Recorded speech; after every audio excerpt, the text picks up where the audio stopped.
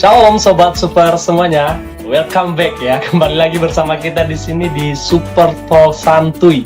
Saya anak Tuhan Yesus ya, seperti judulnya ya, santuy ya, santuy tapi berisi. Wah. Nah teman-teman, seperti yang kalian tahu ya, santuy sudah mengudara kembali lagi nih gitu ya. Bersama saya Benny Hareva dan tentu saja sendiri seperti yang teman-teman bisa lihat, kiri kanan saya ada host yang keren-keren ya, dan tentu punya pengalaman dan hubungan dengan Tuhan yang baik tentunya yang akan memberkati kita bersama-sama. Ayo, langsung saja silakan Kak di samping saya. Oke, halo semuanya. Halo, shalom teman-teman. Kenalin, namaku Yuli.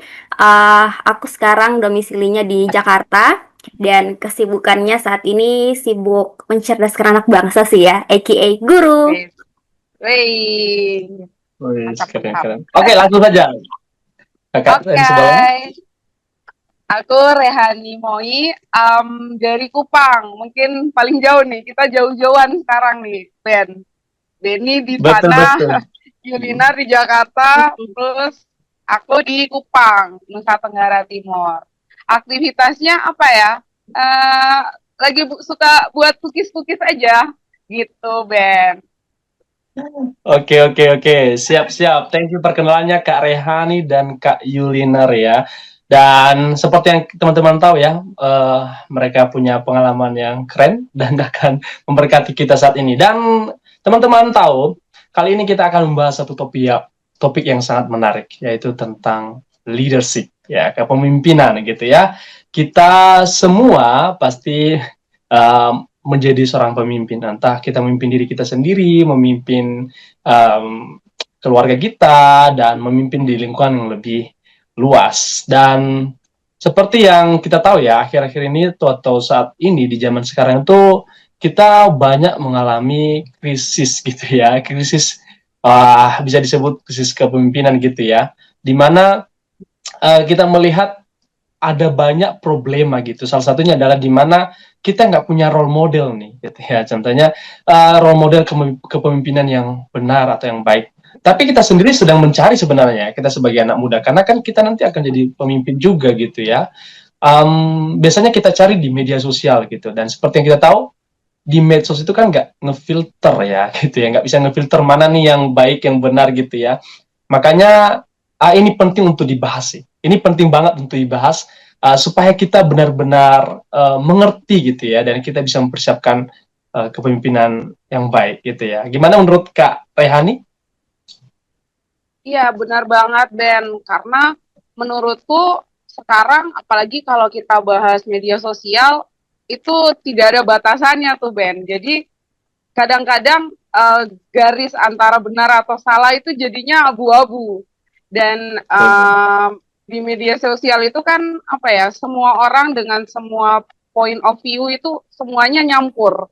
Nah, itu yang menurutku agak sedikit apa ya, jadi warning buat kita sebagai anak-anak Tuhan Yesus untuk memilah mana nih yang benar, mana nih yang atau seturut dengan firman Tuhan gitu. Dan jadi ya sosial media juga bagus, tapi kita juga harus benar-benar menfilternya. Gitu, Ben. Betul banget, saya setuju dengan Kak Rehani. Dan seperti yang kita tahu tadi ya, teman-teman, kepemimpinan itu sangat penting gitu. Atau gimana menurut Kak Yuli, bisa nge-spill gitu ya, seberapa penting sih mempersiapkan kepemimpinan itu? Iya Kak Ben, pastinya penting banget ya, apalagi kita ngomongin konteks kita sekarang di usia muda ya, anak muda sekarang perjalanan kita tuh masih panjang gitu dan ini adalah masa urgent kali ya bisa dibilang untuk kita mempersiapkan diri, apalagi ya kayak tadi Kak Ray sama Kak Ben udah kasih pengantar, kita sangat dekat dengan sosial media ya, kayaknya nggak bisa lepas dari sosial media gitu ya. Jadi di tengah banjirnya informasi di sosial media itu jadi tantangan besar buat kita sekarang, khususnya dalam menentukan prinsip hidup gitu ya. Mana nih prinsip yang harus kita pertahankan, yang mau kita ikuti, apakah tetap pada prinsip Kristiani atau prinsip yang ditawarkan oleh dunia gitu ya, yang di sosial media, apalagi yang sekarang istilah-istilahnya muncul terus ya, istilah-istilah baru di sosial media kayak YOLO, you only live once, fear of missing out, yang membuat kita itu uh, kayak didesak dari semua sisi gitu ya untuk mengikuti semua yang ditawarkan sama sosial media gitu kan Kak ya. Jadi ya kayaknya itu tantangan besar sih buat kita untuk tetap firm sama prinsip yang kita punya gitu.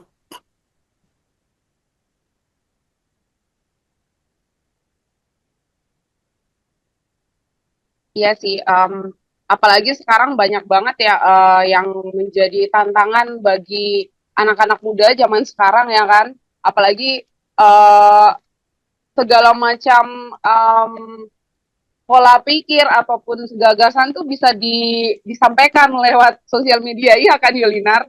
Jadi Betul betul Kak. jadi kalau kita bahas tentang bagaimana kita mencari sosok atau role model dari seorang pemimpin yang baik, apalagi plus kita harus mendasarkannya kepada, kembali lagi kan, kita harus mendasarkan kepada bagaimana seorang pemimpin Kristen gitu. Jadi menurutku itu benar-benar sangat ini ya, harus kita filter dan berpikir kritis ya. Gitu sih. Gimana tuh? Iya, mungkin kalau ngelihat yang sekarang ini selain tadi yang beberapa kasus kita ngomongin tentang role model, sosial media gitu ya kan. Kita krisis role model yang bisa kita tiru, kita teladani di sosial media karena yang kita ikuti mungkin standarnya udah nggak ada gitu. Tadi Kak Kak Ray bilang abu-abu ya Kak. Jadi kita nggak punya nih Ya, standar yang benarnya tuh seperti apa. Kayak contoh nih aku ada data nih Kak dari ya. BPS sih. Iya, Nah, data nih ya. pakai data nih kita, Pakai data nggak nih. ini ya, Wah, gimana nggak Ben? kaleng-kaleng. Mantap banget nih. Iya, jadi ada nih Kak dari data BPS Hmm. ngomongin soal data perceraian dan pernikahan di tahun 2024. Aku nyontek ya Kak. Tahun Iya, nyontek aja. 2024 tuh di Indonesia angka perceraian tuh sampai 394.000 kasus loh, Kak. Jadi kita bayangin satu tahun tuh 300-an ribu keluarga itu mengalami perceraian gitu, dan ironisnya bersamaan dengan itu juga angka pernikahan ternyata menurun gitu. Angka pernikahan anak muda itu semakin menurun, dan kayaknya itu isu bukan cuman kita ya, kita juga tahu beberapa dari beberapa negara lain juga mengalami hal yang sama kayak Jepang dan negara-negara lain. semakin semakin rendah keinginan orang sekarang untuk membangun komitmen atau masuk ke pernikahan. Dan mungkin kalau kita analisis sedikit, ada kaitannya tadi ya terkait role model. Karena apa yang muncul di sosial media, konten di sosial media, kayak menormalisasi kali ya Kak, ngomonginnya, Iya, menormalisasikan ya kalau nggak cocok cerai atau dan lain sebagainya. Dan ya mungkin itu menjadi salah satu panutan anak-anak muda sekarang yang menimbulkan entah itu trauma nggak mau menikah atau ikut-ikutan bercerai, nggak bisa memegang komitmen gitu. Dan itu mungkin salah satu contohnya sih Kak. iya benar Setuju, benar setuju, benar banget. setuju Kak Yulinar. Ya, Memang sekarang kayaknya banyak anak muda itu FOMO gitu ya, ikut-ikutan begitu kan. Nah, mungkin karena nggak punya standar itu tadi sehingga mencari role model di tempat yang kurang tepat gitu ya, sampai menimbulkan suatu hal yang fatal gitu. Nah, tetapi ternyata ya tentang kekurangnya role model itu atau kurangnya mempersiapkan diri menjadi seorang pemimpin yang baik itu ada di Alkitab juga ternyata ya. Kalau kita lihat dalam keluarga Imam Eli contohnya kan, dia punya anak Hofni dan Pinehas gitu ya. Kita tahu mereka itu adalah seorang pemimpin gitu ya. Mereka ini sebagai imam gitu ya. Tetapi mereka ini tidak mempersiapkan diri dengan baik gitu ya. Sehingga kalau kita memperhatikan dalam Alkitab, mereka itu melakukan yang jahat di mata Tuhan gitu ya. Dan ya ini dimulai dari keluarga sih gitu ya. Kita melihat Imam Eli kurang tegas gitu ya, mendisiplin anak-anaknya yang harusnya menjadi seorang pemimpin gitu ya bagi bangsa yang begitu besar, yaitu bangsa Israel pada saat itu. Dan di sini kita melihat bahwa wah, penting banget ya mempersiapkan kepemimpinan itu dimulai dari keluarga, dimulai dari masa muda, begitu ya. Dan ini tugas kita semua teman-teman, apalagi teman-teman Santi nih yang anak-anak muda ini kan.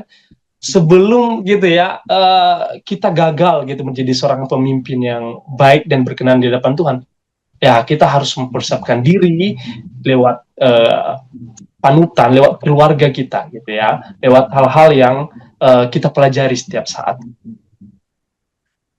Ya, benar banget itu Ben. Jadi kalau kita tidak mempunyai panutan yang bagus ya dalam kehidupan kita, itu akan kacau, iya kan? Karena kita jadinya ikut-ikutan. Ya, kalau panutan kita ke manusia ya susah juga ya. Manusia ya pasti berbuat salah kan ya, begitu. Jadi memang benar-benar harus berhati-hati. Apalagi karakter kita ini kan dibangun itu lewat proses, jadi tidak instan kan. Jadi kalaupun diperhadapkan dalam suatu situasi yang misalnya membutuhkan suatu keputusan yang benar-benar genting, sedangkan karakter kita belum terbentuk atau belum bagus ya, itu akan mempengaruhi ya dalam setiap apa yang kita kerjakan. Nah, dan menurutku karakter sebagai seorang pemimpin Kristen itu juga tidak instan kan ya, Bro Ben sama Sis Yulia. Jadi harus berproses gitu. Jadi tidak mie instan ya, mie instan aja harus direbus ya. Gitu, harus ada prosesnya. Iya, walaupun dibilang instan gitu. Tapi ya bagaimana kita sebagai anak-anak Tuhan Yesus memposisikan kita untuk selalu berpikir bahwa oh ini proses loh yang harus kita jalani begitu. Itu sih menurutku. Gimana? Ya, benar-benar Kak. Makin jelas ya dari pembahasan kita tuh seberapa penting gitu peran kita, krusial sekali ya sebagai anak muda itu mempersiapkan diri sebagai pemimpin di setiap role yang kita pegang saat ini gitu ya.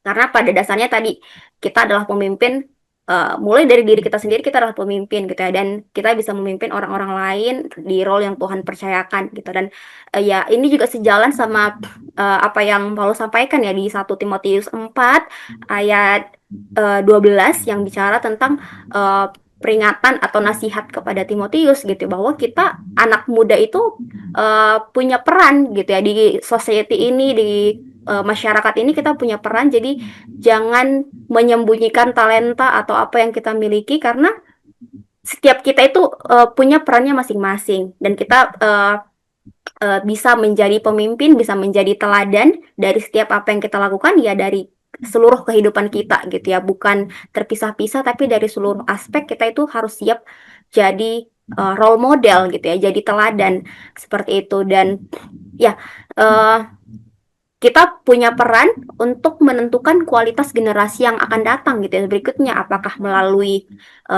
peran kita di pekerjaan atau di keluarga gitu. Apa yang kita yakini, apa yang menjadi prinsip dan gaya hidup kita tentunya akan tercermin dan akan terlihat atau bahkan diadaptasi oleh orang lain gitu. Dan itu pilihan kita sekarang, kita mau berbagi berkat dari kehidupan kita atau justru ikut-ikutan dengan arus dunia yang semakin tidak jelas ini ya, semakin abu-abu gitu. Mungkin itu Kak. Betul, memang dunia menggiring kita untuk melihat sebuah role model yang abu-abu, yang tidak, yang istilahnya itu relatif gitu. Yang penting menurut gua benar deh, yang penting nggak mengganggu lu gitu ya. Aku kayak gini lah, gitu. Istilahnya ikuti kata hatimu gitu ya. Padahal kita tahu ya hati kita itu sudah tercemar oleh dosa. Kita sesat ya Kak. Betul. Nah, apalagi kalau masalah hati, aku pernah bilang sama anak-anak muda nih, hati-hati dengan hati loh, karena hati bisa bikin sakit hati gitu ya. Betul. Tapi teman-teman, di luar sana kita bisa mendapatkan banyak informasi yang tadi kita setuju abu-abu gitu ya, sepertinya kebenarannya itu relatif gitu. Tapi kita harus kembali kepada kebenaran teman-teman. Kita punya standar yang benar sebenarnya, itu Yesus Kristus. Dia adalah teladan seorang pemimpin yang benar gitu ya. Kita tahu bahwa kalau kita review kembali gitu kehidupan sang guru agung kita itu Yesus Kristus, dia berbaur loh, dia berbaur dengan budaya pada saat itu. Tapi berbaurnya itu tidak luntur gitu, ya kan? Jadi garam tetap ada rasa asinnya gitu kan, terang gitu ya, terang gitu, jangan justru digelapin kan begitu ya. Jadi kita bersyukur kita punya role model gitu ya, itu Yesus Kristus yang tetap asin gitu ya di tengah-tengah kehambaran gitu ya, hambar gitu ya, dan tetap terang di tengah-tengah kegelapan. Nah, kerinduan kita itu sebagai anak Tuhan itu kita meneladani itu, bukan meneladani dunia gitu atau hal-hal yang tren zaman sekarang tanpa ngefilter. Nah, itu bahayanya gitu ya. Jadi kita harus meneladani Yesus Kristus yang punya prinsip yang berdiri teguh gitu di tengah-tengah ketidakpastian dunia, dan tentu dia melayani dengan hati gitu ya, dan dengan penuh kasih dan pengorbanan. Iya, betul Kak. Tapi yang menjadi masalahnya nggak semudah itu ya Kak untuk dikerjakan ya dalam Betul. kehidupan ini gitu. Ya, memang kebenaran itu sangat indah, tapi mungkin kita sering kesulitan untuk mengaplikasikannya gitu ya, karena ya kita masih ada di dunia berdosa, diri kita juga masih punya kecenderungan dosa gitu ya. Kita jatuh bangun, kadang mau saat teduh, kadang enggak gitu ya, kadang bolong dan lain-lain. Dan ya aku tadi melengkapi yang Kak Ben sampaikan, kita udah tahu kebenaran yang absolut, dan untuk mengerjakannya kayaknya kita butuh bantuan gitu ya dari orang-orang di sekitar kita, dan itulah saatnya kita perlu untuk berkomunitas, kalian mencari komunitas yang tepat, komunitas yang benar, dan juga kalau memang bisa diberkati dengan mentor. Nah, memiliki mentor juga salah satu hal yang sangat baik juga ya untuk menolong pertumbuhan kita gitu, karena mereka orang-orang yang Tuhan tempatkan di sekitar kita itu mungkin bisa dipakai untuk menegur kita kalau kita lupa, kalau kita jatuh, dan bisa jadi saling memberkati gitu ya. Jadi kita bisa bertumbuh dalam komunitas, dalam baik itu komunitas kecil atau komunitas besar, itu akan sangat membantu kalau teman-teman mau keluar gitu ya, mencari pertolongan dari orang-orang di sekitar. Benar-benar bisa juga dari komunitas di gereja, ya kan? Betul. Ataupun mungkin kalau yang masih kuliah itu biasanya kan ada apa ya, persekutuan, dan itu ada kakak-kakak cell group ya. Nah, itu juga bisa tuh. Hanya juga bisa jadi mentor kalian juga. Jadi KTB gitu ya. KTB, kelompok tumbuh bersama ya, atau berdua? Berdua juga boleh. Iya, itu juga bisa. Jadi carilah orang-orang yang benar-benar kalian bisa menjadikan mentor.